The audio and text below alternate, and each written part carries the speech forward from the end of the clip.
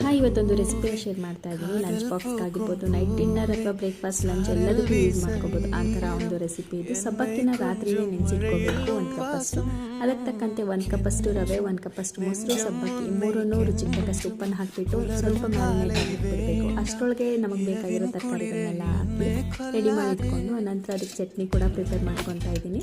ಚಟ್ನಿ ಬದಲಾಗಿ ಆಲೂಗಡ್ಡೆ ಸಾಗು ಕೂಡ ಮಾಡ್ಕೋಬೋದು. ತುಂಬಾ ಸಾಫ್ಟಾಗಿ ತುಂಬ ಚೆನ್ನಾಗಿ ಬಂದಿರುತ್ತೆ. ಸ್ವಲ್ಪ ಒಂದು 10 ನಿಮಿಷ ನೆನೆಸಿದ ಮೇಲೆ ಅದಕ್ಕೆ ತುರ್ತಿರೋಂಥ ಕ್ಯಾರೆಟ್, ಕೊತ್ತಂಬರಿ ಸೊಪ್ಪು ಅಥವಾ ನಿಮಗೆ ಸಬ್ಬಸಿಗೆ ಸೊಪ್ಪಿದೆ ಅದು ಕೂಡ ಆ್ಯಡ್ ಮಾಡ್ಕೋಬೋದು. ಇನ್ನು ಇಡ್ಲಿ ಪ್ಲೇಟ್ನ ಒಂದು 2 ನಿಮಿಷ ಎಣ್ಣೆ ಹಚ್ಬಿಟ್ಟು ಸ್ಟೀಮ್ ಮಾಡಿಬಿಟ್ಟು ಆಮೇಲೆ ನಾವು ಇಡ್ಲಿ ಬ್ಯಾಟರ್ನ ಹಾಕಿದ್ರೆ ಇಡ್ಲಿ ಸ್ವಲ್ಪ ಸಹ ಅಂಟ್ಕೊಳ್ಳಲ್ಲ, ಪ್ಲೇಟ್ಗೆ ಚೆನ್ನಾಗಿ ಬರುತ್ತೆ. ಕೈಯಲ್ಲಿ ಕೂಡ ಎತ್ಕೋಬೋದು. 7ರಿಂದ 8 ನಿಮಿಷ ಚೆನ್ನಾಗಿ ಬೇಯಿಸ್ಕೊಂಡ್ರೆ ನಮಗೆ ತುಂಬಾ ಸಾಫ್ಟ್ ಆಗಿರೋ ಅಂಥ ಸಬ್ಬಕ್ಕಿ ರವೆ ಇಡ್ಲಿ ರೆಡಿ ಆಗಿಬಿಟ್ಟಿರುತ್ತೆ. ಲಂಚ್ ಬಾಕ್ಸ್ಗೂ ಕೂಡ ತುಂಬಾ ಚೆನ್ನಾಗಿರುತ್ತೆ. ಈ ರೆಸಿಪಿ ಮಕ್ಕಳಿಗೂ ಕೂಡ ಇಷ್ಟ ಆಗುತ್ತೆ.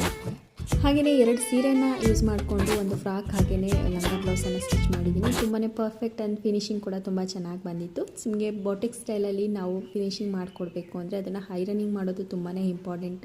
ನಾನು 1 ಸೀರೆ ಫುಲ್ನ ಯೂಸ್ ಮಾಡಿಕೊಂಡು 8ರಿಂದ 10 ವರ್ಷದ ಮಗುಗೆ ಸ್ಟಿಚ್ ಮಾಡಿರೋ ಅಂಥದ್ದು. 1/2 ಇಂಚು ಪ್ಲೀಟೆಡ್ನ ಇಟ್ಕೊಂಡು ಫುಲ್ ನೆರಗ್ ಸೀರೆನ ಯೂಸ್ ಮಾಡ್ಕೊಂಡಿದ್ದೀನಿ. ಬ್ಲೌಸ್ಗೂ ಕೂಡ ಬಾರ್ಡರ್ನ ಯೂಸ್ ಮಾಡಿಕೊಂಡು ಪಫ್ ಸ್ಲೀವ್ ಹಾಗೆಯೇ ಕೆಳಗಡೆ ಪ್ಲೀಟೆಡ್ನ ಕೊಟ್ಟಿದ್ದೀನಿ. ಇನ್ನೊಂದು ಸೀರೆಯಲ್ಲಿ ಕೂಡ ಒಂದು ಮಧುಬಾಲ ಪ್ಯಾಟರ್ನಲ್ಲಿ ಫ್ರಂಟ್ ಡೀಪ್ ಡಿಸೈನ್ ಮಾಡಿ ಬ್ಯಾಕ್ ಸೈಡ್ ಜಿಪ್ ಹಾಗೆಯೇ ಸ್ಲೀವ್ಗೆ ಪಫ್ ಹಾಗೆ ಬಾರ್ಡರ್ನ ಅಟ್ಯಾಚ್ ಮಾಡಿದ್ದೀನಿ. ಈ ಔಟ್ಫಿಟ್ ನಿಮಗೆಲ್ಲ ಹೇಗೆ ಅನಿಸ್ತು ಅಂತೇಳಿ ಕಾಮೆಂಟ್ ಸೆಕ್ಷನಲ್ಲಿ ತಿಳಿಸಿ.